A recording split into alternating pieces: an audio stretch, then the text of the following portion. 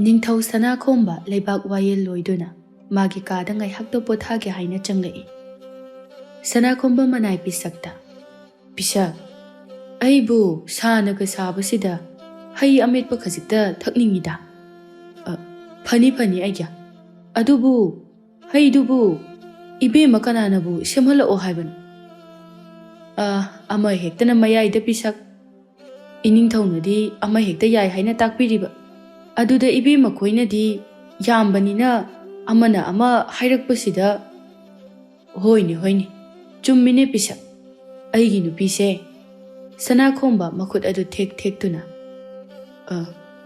Pisak Aigi Nupi Sida Lairiba Asi Tara Humdui Oiraba Maleko Oh Mani Aigya Aina Kangbana Kun Mukti Suramgani Sida Tara Humdoi Tamak Labagi Wani Aina Kangdaba Kaya Amasu Tasengna Sanakhomba Leipak Amagi Ningthou Oire Makuta Sakti Mana Paire Taubangam Daba Laite Haina Magi Sakti Adubulana Sizane Mi Haibasi Kungau Manade Kanagumbana Nisada Kanagumbana Juarda Adubo Sanakhomba di Nupida Magi Nupise Sukimatik Yami Lon na kaya Fong na kaya ni Adubo Magi Machat Asita Sing na Kangbadi Pisak Haktani Pisak na Hairuduna Nupi Manga Subi Aduna Hayaya Dungang Sangang na Metu na Purakli Sanakhomba Madu Ubada Kadai Is Masidi Ontok na Hauranida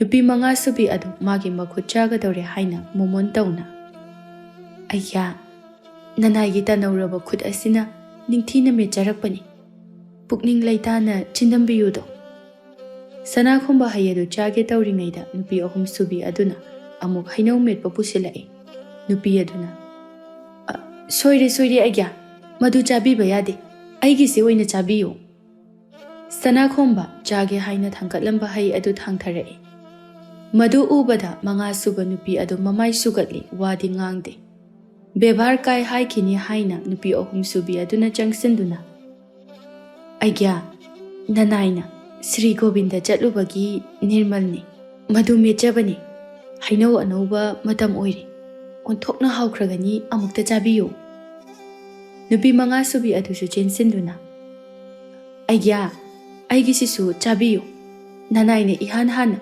Aigya Gidamakta Mechabani Sanakhomba Adum Taduna Le Ahum Subi Aduna Aigya Aigi Hainau Asidi Kokpawo Chambawo Taubada Matam Kara Chankiduna Taubani Hayaya Sidi Chambra Chamdabra Su Kangbana Teda Anidu Amana Amagi Izati Mapal Thongda Ngagnai Bebar Kainade Adubu Manungdadi Mami Phawba Netnaba Yaba Natte Sanakhomba Karamba Chasige Haina Khanjinduna Lei Marak Asida Nupi Ahalado Amuk Thoglaktuna Sanakya Hai Ametba Haibado Sida Leizari Sanakhomba Anidugi Chadabida Ahaladugi Oina Charage Khali Sanakhomba Hayadu Lauduna Kadai Nangisina Kari Hainuni Ngambi Sanakya Choropona Semba Amboni Aina Chuhi Anoba Ase Khajik Hapchinduna Mecharakpani Is Onthokna Hauranida Masi Wini Hekta Charage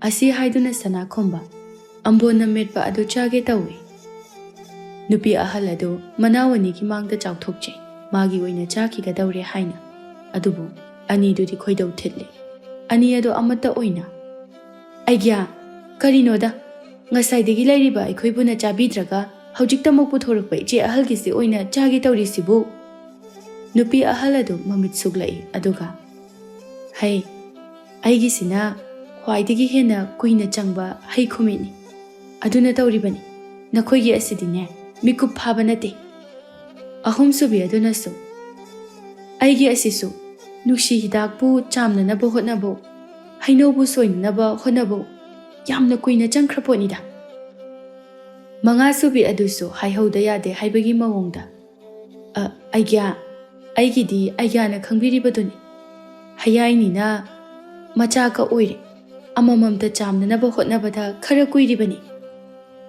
Ahaladuna Muhairi Sanakya Sanakyana Hina Kanglibaduni Dharma Gimit Ying the Ying Labasu ahal haibasina adum ahanba tabani. Makha taba asidi angangngido, makhanido. Ahum subi aduna amu hairei. Sanakya, ahal ni haiduna matam pumbada makokta adum laigani haibagi wadi langani khanjai. Aikoi supharabasu phatrabasu leibak asiki ningthaugi loinabi oiduna. Leibak miyam khangna lairiba madunane aikhoigi haksu khara leifam thoi. Ahum madu kanna marai yetnai. Sana khomba tawfam khangdana. Bisakpu sangdaina hange haina yengthoklubada. Misak ahum maduna yetnariba aduda matin taba makai madi maya kaduna yenglaga leirambi. Sana khomba bisakta oina. Hai, bisak. Karino ne nangna nayaga kaduna yenglibaduba. Masidiba. Bisak mamit mana khangsing singi aduga. Aya, nanai kari tawzo haibano. Ningthau aduna pisakta sinadawre haiba khangladuna nupi ahum aduna pisakta onsinduna. Ta pisak, aigise onthokna haukraba poni. Horenne, ta pisaksu charaga yengu. Hoine, aishu haudong maline. Asi haiduna, hainong metpa adu lamduna chage tawi. Maduda, nupi ahal aduna. Hai, machong mapak naidaba sidi. Sanakya phawba chadri. Aduga, that pisak mangonda onsinduna amu wakalakpa aduda makok ngawi. Nupi ahum aduna ngarang-ngarang ngangngaringai talak asida atopa nupi tara adusu magi hai puthoraktuna thoknarake. Ningthau madu ubada haiga pungok okre. Nupi mayam aduna magi hai adu chabiyu haina pisalai. Ningthau atamnana nupi ama khakilauduna charuba yadabanina nupi mayam aduda. Hai, nakhoi mayamgi hai singase loina chagani karisu waganu. Ningthau pisakta amu onsinduna hairei. Pisakso haipam ama khangde. Ningthau na pisakta. Pisak, hai singdo loina paring sana thamu. Amamamta oina mathang manaw naina. Nupi mayam adu ningthau na haibagi matung inna hai amet pasing adu mathang thamlaga chatkre. Ningthau du sor sangna hontoi aduga paring sana thamliba hai sing adu da yengduna. Pisak, aibu masi kamdong. Pisak masu noktuna. Aigya na chabi ni haina lahawrabanina haiki bawadi ngaktaba yadabanina chaba taredana. Adubu nade mayam asibu karamna chagadawribano sini. Haha, aidi haigi mahawgi mathakta aigyagi ibema singi langi mahaw asinabu heli. Ningthaugi nupi haibasidi ama khakti kaidawnungda oinade. Masi ningthau khudingmakini maramdi ningthau ama oiragadi khutkan panganba michang sangga mayam ama laiduna laipak ngakpa asi atopa laipakna mityeng changba ngamde. Aduna magi macha masu yamna laiba darkar oi. Aduna nupi yamna lawba haiba asi makhoida tawdaba yadaba thabak amagum tawnai. Aduna ningthaugi nupi oina lawriba nupi sing adusu mabuna hena luna chana tawnanaba haiduna ningthaubu namsan tawgita tawnai. Manungda sarau yamna sinai. Sana khomba mangda lairiba hai ametpa mayam adu chani khanbada makok chikle. Adubo chani haidokhrabadi chadaba yade sana khomba hai sing adu khara chaba hawraklami. Adubo loina di chaba ngamdre. Ningthau hai mayam aduna mabuk pokhaiga dawri. Pisakta, pisak, ai ngamdre hinga sidi. Sidagi hena charabadi ai baitarani torbando soidana lanba tari. Aremba khara asina nangna makhoi udringaida amukta haidoklusu natrabadine warung nungju amuk thokpa tari. Ningthau haikhiba wasibu pisak ai ngamdre haibanine puksi pokhaiba tari ni nangbo haikhiba wa ngaknanaba hotnabada aibu sibana pharabro chalo makhoi udringai sida haidoklusu.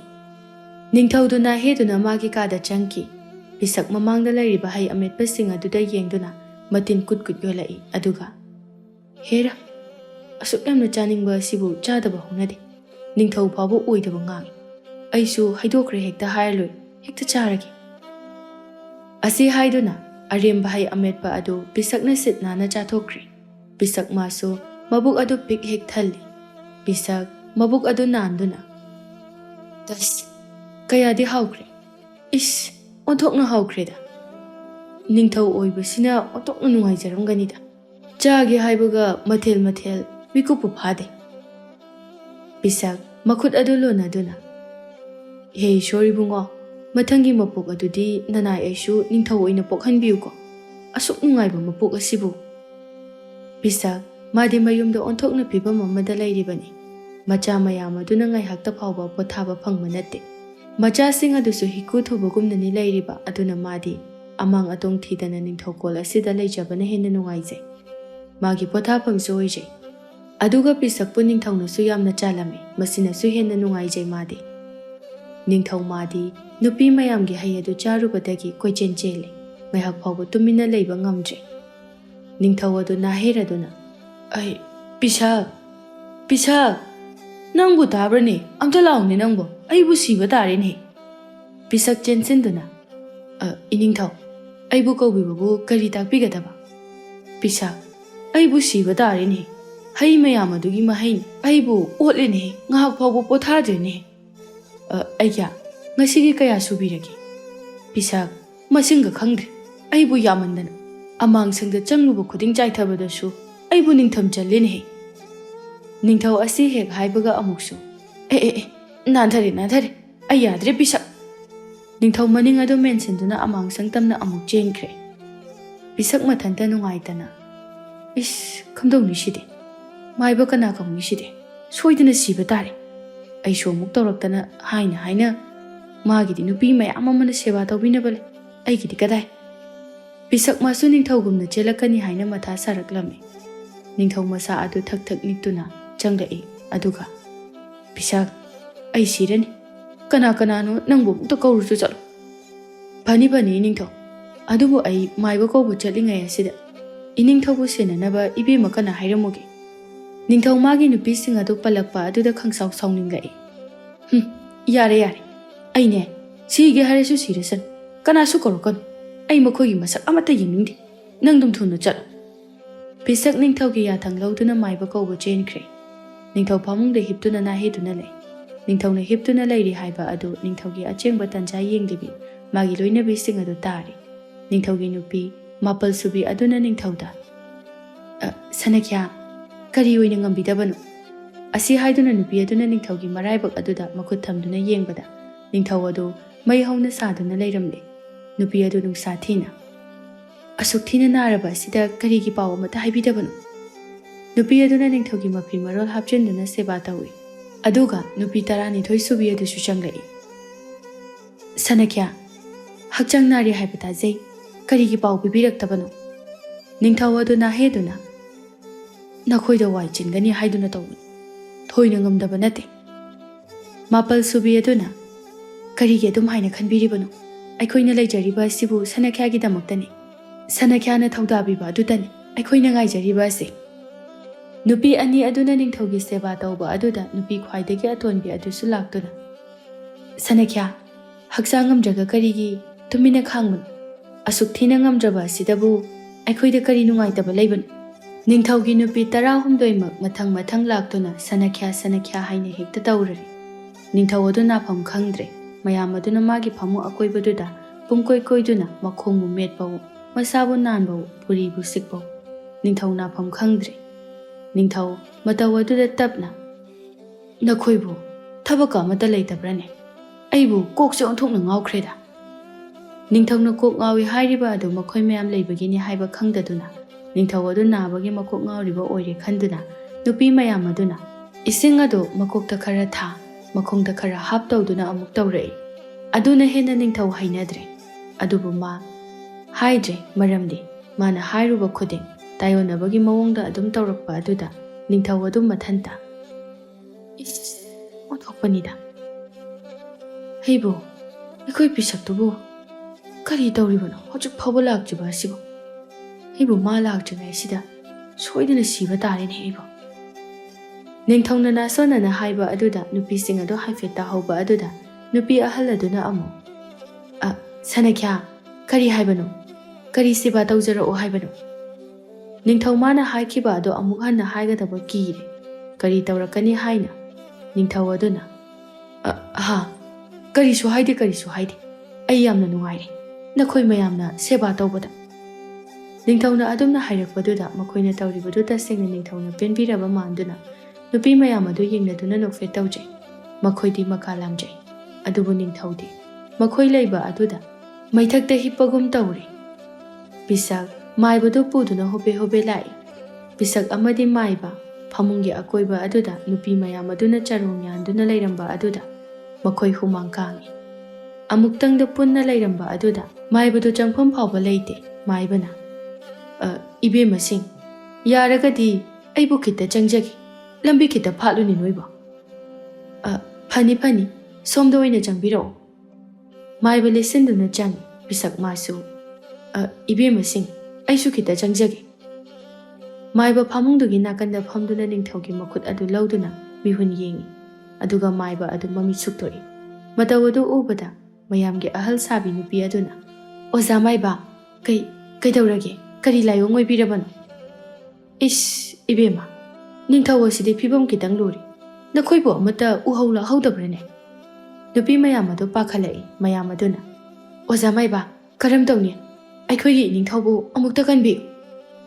ꯃꯌꯥꯝ ꯑꯗꯨ ꯀꯞꯄꯋꯣ ꯂꯥꯎꯕꯋꯣ ꯇꯧꯅꯔꯛꯏ꯫ ꯅꯤꯡꯊꯧ ꯍꯤꯞꯐꯝꯒ ꯈꯪꯗꯦ꯫ ꯇꯁꯦꯡꯅ ꯅꯤꯡꯊꯧ ꯐꯤꯕꯝ ꯂꯨꯔꯕꯅꯤ꯫ ꯈꯥꯏꯗꯣꯛꯄꯒ ꯑꯣꯕꯒ ꯂꯥꯏꯍꯧꯒ ꯐꯅ ꯐꯖꯅ ꯑꯣꯠꯂꯕꯅꯤ꯫ ꯅꯤꯡꯊꯧ ꯃꯌꯥꯝ ꯑꯗꯨꯅ ꯀꯞꯁꯤꯜꯂꯛꯄ ꯑꯗꯨꯗ ꯃꯥꯏꯕ ꯑꯗꯨꯗ "ꯑꯣꯖꯥ ꯃꯥꯏꯕ, ꯑꯩꯒꯤ ꯁꯣꯔ ꯑꯁꯤ ꯊꯠꯀꯦ ꯍꯥꯏꯔꯁꯨ ꯊꯠꯄꯤꯔꯣ, ꯑꯩ ꯍꯤꯡꯅꯤꯡꯕꯒ ꯐꯥꯎꯗ꯭ꯔꯦ."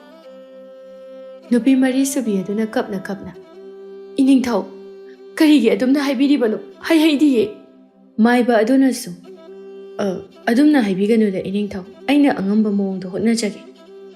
ꯃꯥꯏꯕ ꯅꯤꯡꯊꯧꯒꯤ ꯐꯃꯨꯡꯗ ꯂꯥꯏꯕꯛ ꯀꯠꯇꯨꯅ ꯀꯥꯈꯠꯂꯤ꯫ ꯑꯗꯨꯒ ꯅꯤꯡꯊꯧꯒꯤ ꯃꯕꯨꯛ ꯑꯗꯨ ꯄꯥꯏꯗꯨꯅ ꯌꯦꯡꯏ꯫ ꯅꯤꯡꯊꯧ ꯃꯥꯏꯕꯅ ꯃꯕꯨꯛ ꯄꯥꯏꯗꯨꯅ ꯌꯦꯡꯕ ꯑꯗꯨꯗ ꯆꯩꯅꯥ ꯐꯧꯔꯛꯏ꯫ "ꯅꯥꯏꯅꯦ ꯅꯪꯕꯣ." "ꯅꯤꯡꯊꯧ, ꯉꯥꯏꯍꯥꯛꯇ ꯈꯥꯡꯕꯤꯌꯨ. ꯑꯩꯅꯦ ꯃꯔꯤ ꯑꯁꯤ ꯑꯃꯨꯛꯇ ꯁꯨꯖꯒꯦ, ꯅꯠꯇ꯭ꯔꯕꯗꯤ ꯌꯥꯔꯣꯏꯗꯧꯔꯤ." ꯑꯁꯤ ꯍꯥꯏꯗꯨꯅ ꯃꯥꯏꯕ ꯑꯗꯨ ꯅꯤꯡꯊꯧꯒꯤ ꯃꯕꯨꯛ ꯃꯔꯤ ꯑꯗꯨ ꯇꯞꯅ ꯇꯞꯅ ꯄꯥꯏꯗꯨꯅ ꯁꯨꯔꯛꯏ꯫ ꯃꯥꯏꯕ ꯑꯗꯨꯅ "ꯏꯁ, ꯀꯌꯥꯃꯨꯛꯇꯤ ꯍꯦꯛ ꯆꯥꯔꯨꯔꯦ ꯏꯅꯤꯡꯊꯧ.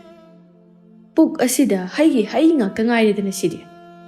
ꯅꯤꯡꯊꯧꯒꯤ ꯃꯕꯨꯛ ꯑꯗꯨ ꯁꯨꯝ ꯁꯨꯔꯛꯄꯗ ꯅꯨꯡꯁꯤꯠ ꯑꯗꯨꯁꯨ ꯁꯨꯝ ꯀꯨꯝꯊꯔꯛꯏ꯫ ꯅꯤꯡꯊꯧ ꯈꯪꯍꯧꯗꯅ ꯃꯣꯏ ꯑꯆꯧꯕ ꯑꯃ ꯊꯣꯛꯂꯛꯏ꯫ ꯃꯅꯥꯛꯇ ꯂꯩꯔꯤꯕ ꯅꯨꯄꯤꯁꯤꯡ ꯑꯗꯨ ꯈꯪꯄ꯭ꯔꯦꯛ ꯈꯪꯏ꯫ ꯉꯥꯏꯍꯥꯛ ꯂꯩꯔꯒ ꯃꯅꯝꯅ ꯂꯩꯕ ꯉꯝꯅꯔꯛꯇ꯭ꯔꯦ ꯅꯨꯄꯤꯁꯤꯡ ꯑꯗꯨ꯫ "ꯃꯅꯝꯁꯤꯗꯤ!" ꯂꯩꯔꯤꯕ ꯃꯌꯥꯝ ꯑꯗꯨ ꯃꯅꯥꯇꯣꯟ ꯃꯦꯟꯅꯗꯨꯅ ꯈꯪꯅꯩ꯫ ꯃꯥꯏꯕꯅ ꯃꯕꯨꯛ ꯃꯦꯠꯂꯤꯕ ꯈꯨꯗꯤꯡ ꯅꯤꯡꯊꯧꯁꯨ ꯂꯦꯞꯄ ꯂꯩꯇꯅ ꯃꯃꯣꯏ ꯑꯗꯨ ꯀꯥꯝꯊꯣꯔꯛꯏ꯫ ꯃꯌꯥꯝ ꯑꯗꯨ ꯈꯥꯡꯕ ꯉꯝꯅꯗ꯭ꯔꯦ꯫ ꯃꯥꯏꯕꯅ "ꯐꯔꯅꯤ ꯐꯔꯅꯤ ꯏꯅꯤꯡꯊꯧ, ꯄꯨꯛ ꯑꯁꯤꯗ ꯀꯅꯥꯒꯤ ꯍꯩ ꯃꯈꯜ ꯁꯨꯅ ꯌꯥꯎꯗꯨꯅ ꯀꯣꯏꯆꯦꯟ ꯆꯦꯟꯗꯨꯅ ꯂꯩꯔꯝꯂꯦꯗꯅ, ꯑꯗꯨꯅꯅꯤ." ꯅꯤꯡꯊꯧ ꯃꯥꯁꯨ ꯋꯥꯏ ꯈꯔ ꯁꯪꯂꯦ꯫ ꯅꯤꯡꯊꯧ ꯑꯗꯨꯅ "ꯑꯩꯁꯦ ꯃꯈꯣꯏ ꯃꯌꯥꯝꯅ ꯅꯝꯗꯨꯅ ꯍꯥꯠꯀꯗꯧꯔꯕꯅꯤ. ꯃꯈꯣꯏ ꯃꯌꯥꯝ ꯑꯁꯤꯒꯤ ꯍꯩ ꯆꯥꯔꯨꯕꯗꯨꯅ ꯇꯧꯔꯤꯕꯅꯤ." ꯅꯤꯡꯊꯧꯅ ꯑꯗꯨꯝꯅ ꯍꯥꯏꯔꯛꯄ ꯑꯗꯨꯗ ꯅꯨꯄꯤ ꯑꯍꯜ ꯑꯗꯨꯅ ꯃꯅꯥꯎ ꯃꯌꯥꯝ ꯑꯗꯨꯗ "ꯑꯩꯅ ꯑꯍꯜꯅꯤ. ꯑꯩꯅ ꯄꯤꯕ ꯈꯛ ꯑꯗꯨꯅ ꯆꯥꯔꯝꯂꯕꯗꯤ ꯐꯔꯝꯒꯗꯕꯅꯤ, ꯀꯔꯤꯁꯨ ꯇꯧꯔꯝꯂꯣꯏꯗꯕꯅꯤ." ꯑꯍꯨꯝꯁꯨꯕꯤ ꯑꯗꯨꯅ ꯑꯃꯨꯛ "ꯍꯩꯗꯨꯗꯤ ꯑꯩꯅ ꯍꯥꯟꯅ ꯄꯤꯖꯕꯅꯤ. ꯑꯩꯅ ꯄꯤꯔꯤꯕꯗꯣ ꯈꯛꯇ ꯆꯥꯔꯝꯂꯕꯗꯤ ꯀꯔꯤꯁꯨ ꯇꯧꯔꯝꯂꯣꯏꯗꯕꯅꯤ. ꯏꯆꯦ ꯍꯣꯏꯅ ꯂꯥꯛꯁꯜꯂꯒ ꯑꯃꯨꯛ ꯄꯤꯁꯜꯂꯛꯄ ꯑꯗꯨꯗ ꯇꯧꯈ꯭ꯔꯤꯕꯅꯤ." ꯃꯥꯄꯜꯁꯨꯕꯤ ꯑꯗꯨꯅ "ꯃꯌꯥꯝꯗꯒꯤ ꯑꯩꯅ ꯏꯍꯥꯟ ꯍꯥꯜꯂꯤꯕꯅꯤ. ꯍꯩꯗꯨꯁꯨ ꯏꯅꯤꯡꯊꯧꯅ ꯄꯥꯝꯕꯗꯨꯃꯛꯅꯤ. ꯆꯥꯅꯤꯡꯅ ꯆꯥꯕ ꯑꯁꯤꯗꯤ ꯀꯔꯤꯁꯨ ꯇꯧꯗꯕꯅꯤ. ꯃꯗꯨꯗꯃꯛ ꯆꯥꯔꯝꯂꯕꯁꯨ ꯀꯩꯁꯨ ꯊꯣꯏꯗꯣꯛꯄ ꯇꯧꯔꯝꯂꯣꯏ." ꯃꯌꯥꯝꯗꯨ ꯃꯥꯒꯤ ꯃꯥꯒꯤ ꯍꯥꯏꯅꯤꯡꯕꯁꯤꯡ ꯑꯗꯨ ꯃꯊꯪ ꯃꯊꯪ ꯉꯥꯏꯍꯥꯛ ꯐꯥꯎꯕ ꯂꯦꯞꯇꯅ ꯍꯥꯏꯅꯔꯛꯏ꯫ ꯀꯥ ꯑꯗꯨ ꯄꯨꯝꯅꯤꯟ ꯅꯤꯜꯂꯦ꯫ ꯅꯤꯡꯊꯧ ꯉꯥꯡꯅꯔꯤꯕ ꯃꯌꯥꯝꯗꯨ ꯌꯥꯝ ꯇꯥꯅꯤꯡꯗ꯭ꯔꯦ꯫ ꯅꯤꯡꯊꯧꯒꯤ ꯃꯕꯨꯛꯅꯤꯡꯗ "ꯍꯧꯖꯤꯛꯀꯤ ꯑꯗꯨꯒꯨꯝꯕ ꯃꯣꯏꯖꯥꯎ ꯑꯃ ꯂꯥꯛꯂꯕꯗꯤ ꯑꯣꯟꯊꯣꯛꯅ ꯅꯨꯡꯉꯥꯏꯈ꯭ꯔꯅꯤꯗ. ꯃꯣꯏ ꯑꯗꯨ ꯊꯣꯛꯇꯨꯅ ꯃꯌꯥꯝꯁꯦ ꯑꯃꯨꯛꯇ ꯇꯥꯟꯈꯤ. ꯃꯌꯥꯝ ꯑꯁꯦ ꯑꯣꯟꯊꯣꯛꯅ ꯅꯨꯡꯁꯤꯈꯤꯗ꯭ꯔꯦ." ꯅꯤꯡꯊꯧꯅ ꯃꯣꯏꯗꯨ ꯀꯟꯅ ꯁꯨꯡꯏ꯫ ꯑꯗꯨꯒ ꯈꯪꯍꯧꯗꯅ ꯅꯤꯡꯊꯧ ꯃꯅꯤꯡ ꯑꯗꯨ ꯈꯔ ꯊꯥꯡꯀꯠꯂꯞ ꯇꯧꯔꯒ ꯃꯣꯏ ꯑꯆꯧꯕ ꯑꯃ ꯀꯟꯅ ꯊꯣꯛꯂꯛꯏ꯫ ꯍꯟꯗꯛꯀꯤ ꯑꯁꯤꯗꯤ ꯂꯩꯔꯤꯕ ꯅꯨꯄꯤꯁꯤꯡ ꯑꯗꯨ ꯈꯥꯡꯕ ꯉꯝꯅꯗ꯭ꯔꯦ꯫ ꯃꯌꯥꯝ ꯑꯗꯨꯒꯤ 12 ꯁꯨꯕꯤ ꯑꯗꯨꯅ "ꯑꯣꯟꯊꯣꯛꯅ ꯅꯝꯊꯤꯈ꯭ꯔꯦꯗ. ꯑꯩꯗꯤ ꯂꯩꯕ ꯉꯝꯖꯔꯔꯣꯏ. ꯅꯈꯣꯏ ꯑꯣꯏꯅ ꯂꯩꯍꯧꯔꯣ." ꯑꯁꯤ ꯍꯥꯏꯔꯝꯂꯒ ꯊꯣꯛꯈ꯭ꯔꯦ꯫ ꯅꯨꯄꯤ 13 ꯁꯨꯕꯤ ꯑꯗꯨꯁꯨ ꯃꯅꯥꯇꯣꯟ ꯑꯗꯨ ꯈꯨꯝꯂꯗꯨꯅ "ꯏꯆꯦ ꯍꯣꯏ ꯃꯌꯥꯝ ꯁꯦꯕꯥ ꯃꯇꯣꯟꯂꯣꯝꯅ ꯇꯧꯕꯤꯍꯧꯔꯣ. ꯑꯩꯗꯤ ꯆꯠꯆꯈ꯭ꯔꯒꯦ. ꯑꯩꯅ ꯑꯉꯥꯡ ꯑꯣꯏꯕꯅꯤꯅ." ꯑꯁꯤ ꯍꯥꯏꯗꯨꯅ ꯊꯣꯛꯈ꯭ꯔꯦ꯫ 5 ꯁꯨꯕꯤ ꯑꯗꯨꯅ "ꯀꯌꯥꯗꯅꯣ ꯌꯦꯡꯉꯨꯅꯦ ꯃꯁꯤꯒꯤ ꯑꯉꯥꯡ ꯑꯁꯤ. ꯁꯨꯝꯕ ꯀꯥꯟ ꯑꯁꯤꯗꯗꯤ ꯃꯔꯩ ꯑꯁꯤ ꯀꯣꯟꯁꯤꯟꯅꯗꯨꯅ ꯑꯣꯟꯊꯣꯛꯅ ꯍꯩꯈ꯭ꯔꯦ ꯋꯥꯅꯤ." ꯄꯤꯁꯛꯅ ꯑꯣꯏꯅ "ꯑꯣ, ꯑꯗꯨꯕꯨꯗꯤ ꯏꯅꯤꯡꯊꯧ ꯁꯅꯥꯈꯣꯡꯕꯒꯤ ꯅꯨꯄꯤ ꯈ꯭ꯋꯥꯏꯗꯒꯤ ꯑꯇꯣꯝꯕꯤ, ꯃꯈꯣꯏ ꯃꯌꯥꯝꯒꯤ ꯑꯇꯣꯝꯕꯤ 13 ꯁꯨꯕꯤ ꯑꯣꯏꯔꯤꯕꯅꯤꯗꯅ, ꯀꯩꯁꯨ ꯈꯜꯂꯨꯅꯨ.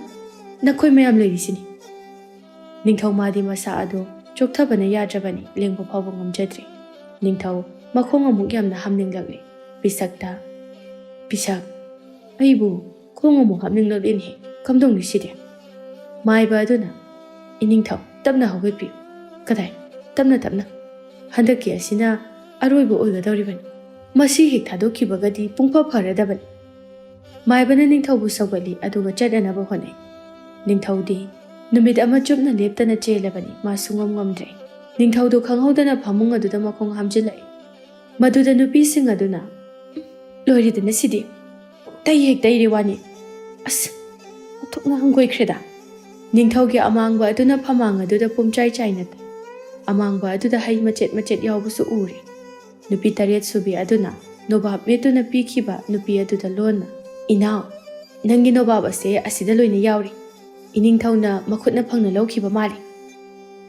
ꯑꯁꯤ ꯍꯥꯏꯗꯨꯅ ꯃꯆꯜ ꯈꯨꯝꯅꯗꯨꯅ ꯂꯣꯟꯅ ꯅꯣꯛꯅꯩ ꯅꯤꯡꯊꯧ ꯑꯗꯨꯗꯤ ꯑꯃꯥꯡꯕꯗꯨ ꯐꯥꯎꯕ ꯄꯨꯝꯇꯩ ꯇꯩꯗꯨꯅ ꯃꯀꯂꯥꯞ ꯑꯗꯨ ꯊꯛ ꯅꯤꯛꯇꯨꯅ ꯃꯥꯏꯕ ꯑꯃꯗꯤ ꯄꯤꯁꯛꯅ ꯅꯥꯀꯟ ꯁꯝꯗꯨꯅ ꯂꯦꯞꯂꯤ ꯄꯤꯁꯛ ꯃꯅꯝ ꯑꯗꯨ ꯈꯥꯡꯕ ꯉꯝꯗꯅ ꯏꯕꯦꯝꯃꯁꯤꯡ ꯁꯤꯕ ꯇꯥꯔꯦꯅꯦ ꯑꯗꯨꯝ ꯂꯦꯞꯇꯨꯅ ꯂꯩꯕꯤꯔꯅꯨ ꯀꯅꯥꯅꯣ ꯏꯅꯤꯡꯊꯧꯁꯦ ꯃꯐꯤ ꯍꯣꯡꯅꯅꯕ ꯑꯃꯨꯛꯇ ꯄꯨꯊꯣꯔꯛꯎꯅꯦ ꯅꯨꯄꯤ 10 ꯁꯨꯕꯤ ꯑꯗꯨ ꯅꯤꯡꯊꯧꯒꯤ ꯐꯤ ꯂꯧꯔꯨꯕ ꯆꯦꯟꯈ꯭ꯔꯦ ꯅꯨꯄꯤ ꯑꯍꯜ ꯑꯗꯨꯅ ꯅꯈꯣꯏꯅ ꯑꯉꯥꯡ ꯍꯥꯏꯕꯗꯨ ꯊꯣꯛꯂꯤ ꯑꯩꯗꯤ ꯅꯈꯣꯏ ꯃꯌꯥꯝꯒꯤ ꯑꯍꯜꯅꯤ ꯑꯗꯨꯅꯅꯦ ꯅꯈꯣꯏ ꯏꯅꯤꯡꯊꯧꯒꯤ ꯁꯦꯕꯥ ꯑꯁꯦ ꯅꯈꯣꯏ ꯇꯧꯍꯧꯔꯣꯀꯣ ꯑꯩ ꯌꯥꯎꯗ꯭ꯔꯕꯁꯨ ꯌꯥꯔꯅꯤ ꯅꯈꯣꯏ ꯑꯁꯨꯛ ꯌꯥꯝꯅ ꯂꯩꯔꯤꯕꯕꯨ ꯅꯠꯇ꯭ꯔꯅꯦ ꯑꯁꯤ ꯍꯥꯏꯗꯨꯅ ꯑꯍꯜ ꯑꯗꯨꯗꯤ ꯇꯧꯔꯤꯕ ꯑꯗꯨꯗꯒꯤ ꯂꯩꯊꯣꯛꯇꯨꯅ ꯆꯠꯈ꯭ꯔꯦ ꯅꯨꯄꯤ 9 ꯁꯨꯕꯤ ꯑꯗꯨꯅ ꯃꯆꯤꯟ ꯄꯩꯊꯣꯛꯇꯨꯅ ꯇꯧ ꯁꯥꯔꯤꯁꯤ ꯌꯦꯡꯎꯅꯦ ꯀꯩꯅꯣꯝ ꯑꯃ ꯇꯧꯔꯝꯗꯥꯏꯗ ꯑꯩꯅ ꯑꯍꯜꯅꯤ ꯑꯩꯒꯤꯁꯤꯅ ꯇꯧꯒꯗꯕꯅꯤ ꯍꯥꯏꯅꯤ ꯑꯐ ꯅꯨꯡꯉꯥꯏꯕ ꯀꯥꯟꯗꯗꯤ ꯇꯧꯏ ꯑꯗꯨꯒ ꯃꯊꯤ ꯃꯀꯨꯝ ꯁꯦꯡꯂꯝꯗꯥꯏꯗꯅ ꯅꯈꯣꯏꯅ ꯑꯉꯥꯡ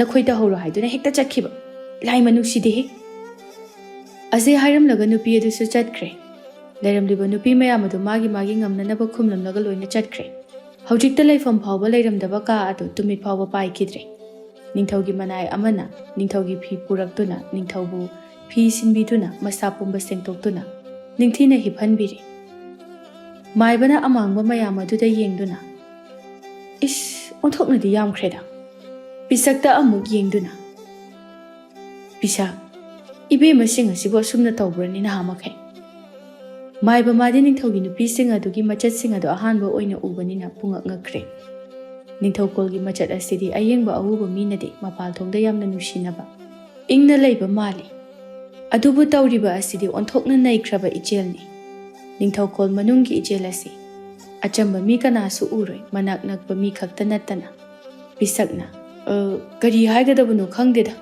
ꯅꯤꯡꯊꯧꯀꯣꯜ ꯑꯁꯤꯒꯤ ꯃꯆꯠ ꯑꯁꯤꯗꯤ ꯇꯥꯏꯕꯪ ꯃꯤꯆꯝ ꯑꯩꯈꯣꯏꯒꯤ ꯁꯪꯁꯥꯔꯒ ꯑꯣꯟꯊꯣꯛꯅ ꯇꯥꯏꯌꯣꯟꯅꯈ꯭ꯔꯕ ꯃꯥꯒꯤ ꯁꯅꯥ ꯂꯨꯄꯥ ꯁꯥꯔꯝꯗꯥꯏ ꯈꯛꯇꯅꯤ ꯃꯔꯩꯁꯤꯡ ꯑꯁꯤ ꯀꯣꯟꯁꯟꯗꯅ ꯍꯥꯏꯅꯔꯤꯕ ꯁꯦꯕꯥ ꯐꯔꯤꯕ ꯑꯩꯈꯣꯏꯗꯤ ꯃꯈꯣꯏꯁꯤꯡ ꯑꯁꯤ ꯌꯥꯝꯅ ꯅꯨꯡꯁꯤꯅꯅ ꯏꯅꯤꯡꯊꯧꯒꯤ ꯁꯦꯕꯥ ꯇꯧꯗꯨꯅ ꯏꯅꯤꯡꯊꯧ ꯑꯁꯦ ꯌꯥꯝꯅ ꯅꯨꯡꯉꯥꯏꯅ ꯂꯩꯔꯤꯕꯣꯏ ꯍꯦꯛ ꯅꯤꯡꯂꯨꯏꯗ ꯅꯨꯡꯉꯥꯏ ꯁꯦꯕꯥ ꯌꯥꯝꯅ ꯐꯖꯅ ꯇꯧꯈ꯭ꯔꯄꯣꯠꯅꯤ ꯃꯈꯣꯏꯅ ꯁꯦꯕꯥ ꯇꯧꯃꯟꯗꯅ ꯏꯅꯤꯡꯊꯧꯅ ꯃꯁꯤꯒꯤ ꯐꯤꯕꯝ ꯑꯁꯤ ꯌꯧꯔꯤꯕꯅꯤ ꯄꯤꯁꯛ ꯅꯤꯡꯊꯧꯅ ꯆꯥꯈꯤꯕ ꯍꯩ ꯃꯌꯥꯝ ꯑꯗꯨꯒꯤ ꯋꯥꯔꯤ ꯂꯤꯔꯛꯏ ꯅꯤꯡꯊꯧꯅ ꯈꯥꯏꯗꯣꯔꯛꯄ ꯑꯃꯥꯡꯕ ꯃꯌꯥꯝ ꯑꯗꯨ ꯄꯤꯁꯛꯅ ꯂꯣꯏꯅ ꯁꯦꯡꯗꯨꯅ ꯃꯔꯝ ꯃꯣꯛꯄ ꯅꯨꯄꯤ ꯑꯃꯒꯨꯝ ꯅꯤꯡꯊꯧꯕꯨ ꯅꯤꯡꯊꯤꯅ ꯁꯦꯕꯥ ꯇꯧꯕꯤꯔꯤ ꯃꯥꯅ ꯑꯣꯏꯅ ꯅꯤꯡꯊꯧꯕꯨ ꯄꯤꯁꯛꯅ ꯅꯤꯡꯊꯤꯅ ꯁꯦꯟꯅꯕꯤꯗꯨꯅ ꯑꯅꯥꯕ ꯑꯗꯨꯁꯨ ꯐꯔꯦ ꯄꯤꯁꯛꯀꯤ ꯁꯦꯕꯥ ꯑꯗꯨꯗ ꯅꯤꯡꯊꯧ ꯃꯥꯁꯨ ꯄꯦꯟꯖꯔꯦ ꯅꯤꯡꯊꯧꯅ ꯍꯤꯞꯇꯨꯅ ꯂꯩꯕ ꯑꯗꯨꯗ ꯄꯤꯁꯛ ꯃꯥꯏꯔꯦꯟ ꯆꯝꯐꯨꯠ ꯈꯔ ꯄꯨꯁꯤꯜꯂꯛꯇꯨꯅ ꯑꯩꯌꯥ ꯆꯝꯐꯨꯠ ꯑꯁꯤ ꯈꯔ ꯆꯥꯁꯤꯗꯣ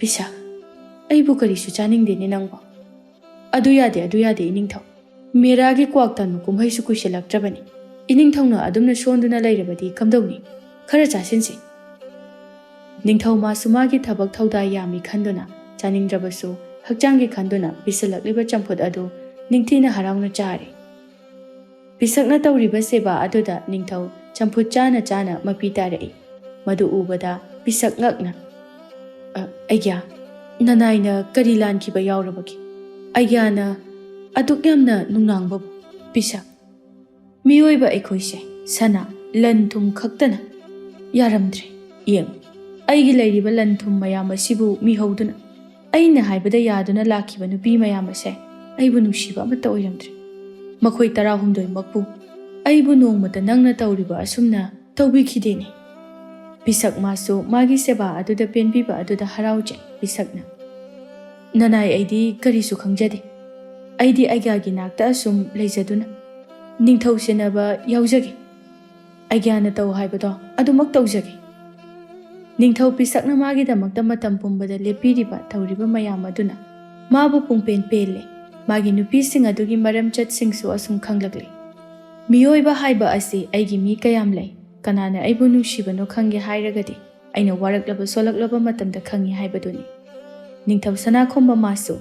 Handaki asina ningthau kolgi miyoi sing masak muna khangkre. Ningthau pisakta. Pisak. Handaki kumhai asida aina nangbu mana mathum chawna pigani. Laibak miyamda nangbu aigi achanba manaini haiba khanghangani. Pisak masu mana hotna jabadugi mahai fangle khanjaduna nungaizay. Pisak madi ningthau bu tasengna nungsijaba misakni. Nanay aidi ahenba karisu pamjadi. Aigyagi nakta matam pumbagi oina laihan masi khaktani. Aduga aigyana aibu mana mathum pigani hairiba asibu aikhoi sana ibema sing taradi lan saba tari. Kariginone pisak adudi. Aigya kaubiraba mali.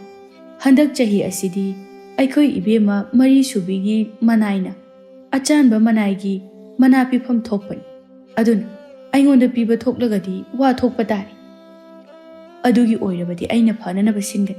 Aduga amana aidi mana adusu piraroi handaktagidi. Makhoigi wagi khoidong induna chatruba ai apangba tari. Pisak aibu ising khuya ama phawa pithakningdaba ngaktani makhoigi. Ningthauna na aduna laiba aduda ningthaugi nupi mayam adu kana amata ningthaubu yengsinbiramde. Aduna ningthauna su yamna nungaijatrebani. Ningthauna aba phaduna kwaktanbagi kumhaigi konung asi marang langi. Ibema singsu magi araiba yengne mapal thongda afaba saduna awat apatane. Manungdana amana amadagi henanaba hotne. Mari subi aduna manaw sing aduda. Handakti aigi inaina achanba managi mana pifam thoi. Aduna aina hena khwaidagi keba tai. Kalakna wa hairakpa aduda taruk subi aduna magi wahai adubu kanthalai. Aina tabadadi pisakpu mana pigani haina taida aigyana. Ningthau mana langliba adu taruk subi adudi khangi aduga mari subi adudi khanglamjai. Mari subi aduna saurak tawduna. Angangna nachin pungthida thibase afaba kaisu oidabani. Aina thijaba nachadi thajabidragana hangbiru iningthauda aidi asengbodo khakta haijabani. Mari subi adudi mangonda khatnaba hawba oina thogli. Madi magi manaina tai haiduna mayam mangda lenage haina khanjabani. Mari subi aduna phai karigumba wafam aduna aranba oiramlabadi aigi igun khanghalagi. Ase hairamduna fet launa ningthaugi katamna chad. Ningthau mana phi singpina naba haiduna pisakna kanna panari. Mari subi ningthauda thogalon kaidana. Aigya wafam amata hangachage. Ningthau mana haigadoriba wadu khangi adubu khangdaba sana pukning laitana. Hayo hai kari pamba. Handakti mana phi se pisakta pigani haribase chumbibra.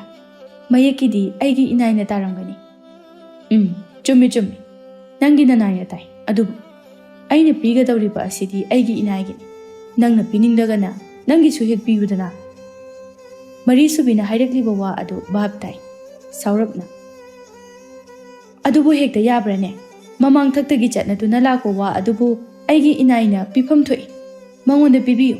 Madi aigi achanba manaini. Hoine. Nangi achanba oirabasu pigadoribase aigidi oidrini. Chalo nathau tawru. Ai thabak yamna leko. Mari subi makhata na nganglubada afaba oiraroi haina sauna thorakli. Kalak mangda chang tari. Taruk subidu usittana momonoi. Asum tauna kwaktanbagi matam yawraktuna laigi thauram loiduna kumhaisu kaya ama pangthokle. Ningthauna mayam mangda pisakpo magi achanba manaini haina laukthokuna manapi kaya ama pibire. Pisak maso hainingai leitana nungaizaram. Ningthauna magi nupi sing adubu hanna phawba yengkhidre. Magi awat apa khudingma pisakta oina hairami. Pisak mabu ningthaubu tasengna nungsina magi ta khanduna seba ningthina tawrami. Ningthaugi thawong sidagi nupi sing adushu ningthauna tawriba aduda masana tawkiba aduna tawbani haina khanglami.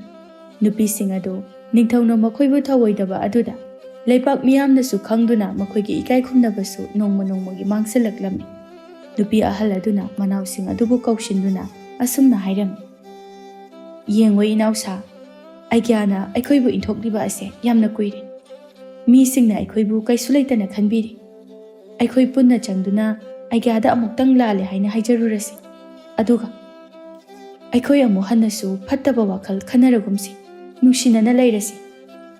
ꯃꯁꯤꯗꯒꯤ ꯅꯨꯄꯤ ꯃꯌꯥꯝ ꯑꯗꯨ ꯆꯪꯗꯨꯅ ꯅꯤꯡꯊꯧꯗ ꯂꯥꯜꯂꯦ ꯍꯥꯏꯅ ꯍꯥꯏꯖꯔꯝꯃꯤ꯫ ꯅꯤꯡꯊꯧ ꯃꯥꯁꯨ ꯄꯤꯁꯛꯅꯁꯨ ꯍꯥꯏꯕ ꯑꯗꯨꯗ ꯃꯌꯥꯝ ꯑꯗꯨꯕꯨ ꯉꯥꯛꯄꯤꯔꯤ꯫ ꯃꯁꯤꯗꯒꯤ ꯅꯨꯄꯤꯁꯤꯡ ꯑꯗꯨ ꯅꯨꯡꯁꯤ ꯆꯥꯟꯅꯅ ꯂꯩꯗꯨꯅ ꯅꯤꯡꯊꯧꯕꯨꯁꯨ ꯃꯈꯣꯏꯅ ꯅꯤꯡꯊꯤꯅ ꯁꯦꯕꯥ ꯇꯧꯗꯨꯅ ꯌꯥꯝꯅ ꯅꯨꯡꯉꯥꯏꯅ ꯄꯥꯟꯈꯤꯔꯝꯃꯤ꯫